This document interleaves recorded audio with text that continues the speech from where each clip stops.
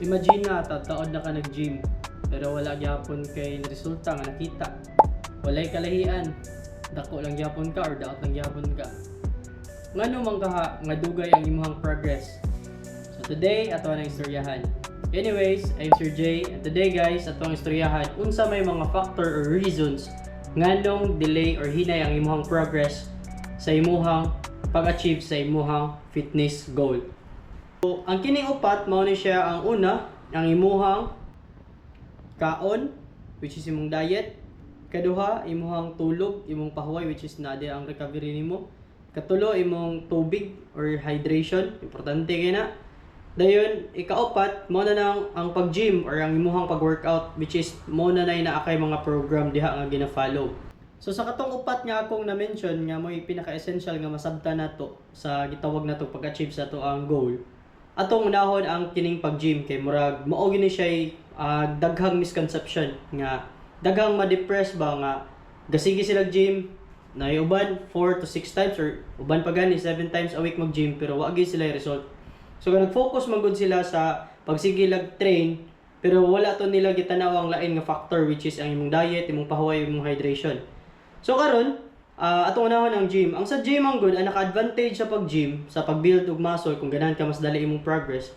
Naa mo yung mga equipments nga magamit nato, no? Nga diha ta maka-able nga maka-apply ta og progressive overload tungod kay for example sa dumbbells na siya yung mga weight nga pasaka. So in the long run sa pagtaas sa imuhang gitawag na tong experience, mag-anam-anam sa kagabugat which is para mas challenge pa yung muscle para mas mo-grow. Kung dili man pud na magiuban mo debate nga no need ba na mag-gym ay pwede ra man home workout pwede ra jud kay na depende ra man gud sa preference nato kay lain man taog ka ng lifestyle lain pud taog ka ng capacity as well as uyon or trip. So sa kini lang sa gym ayo na di na necessary nga grabe gyud kakataas nga mag-spend og time sa gym. Ay mo lang nga bisag ka na lang depende sa imong workout bisag ka na lang kadiyot pero sulit proper. So, do not focus on weights po di ay.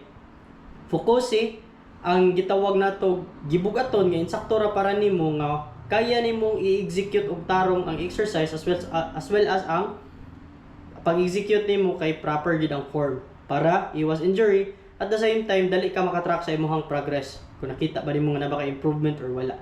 Kaysa mo sa kagbugat ron sunod adlaw di na pagkakadaog balik ato kay wa ka kahit sa imong pagkaon or unsa wa kay saktong paway. So mas mayo tong ginagmay pero kanunay. So ang sa gym sunod ang pag-workout ang sunod is ang ato ang gitawag nato nga pagkaon. Ang pag-gym makatabang to siya, ma-stimulate ang ato ang mga gitawag nato sa gym kagiguba pero sa pagkaon ka ayuhon or motubo. So after ka mag-gym, ari na musod ang importante nga aspeto which is ang pagkaon. Diya sa pagkaon, ara ka makakuha og mga nutrients nga gitawag nato mo repair sa katong mga muscle tissues nga naguba sa imong lawas. Which is mo result kung ma-repair to siya, mahimo mo tong mas strong nga muscle, mahimo na mas motubo baka or mo-lose nimo yung fat, mo gain ka og muscle.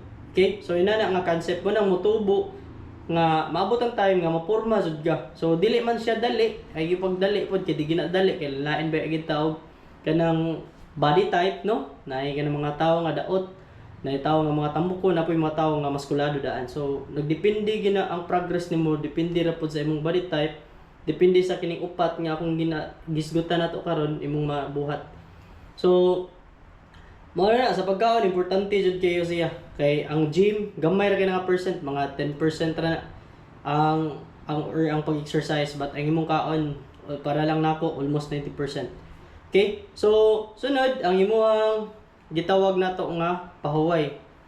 Ang pagpahuway nimo or ang pagkatulog pagka nang nakay enough nga sleep mo jud na siya kay inikatug man gud nato ara gid na i-repair sa ato ang lawas. Katong mga pagkaon nga iyang gitawag na to gi-absorb after nimo nag-workout or before ka nag-workout, ini katuog ato mas active to siya nga i-repair to sa imong lawas ang mga naguba ang mga muscle tissues nimo para mo grow into gitawag na to mas dako, mas lig-on.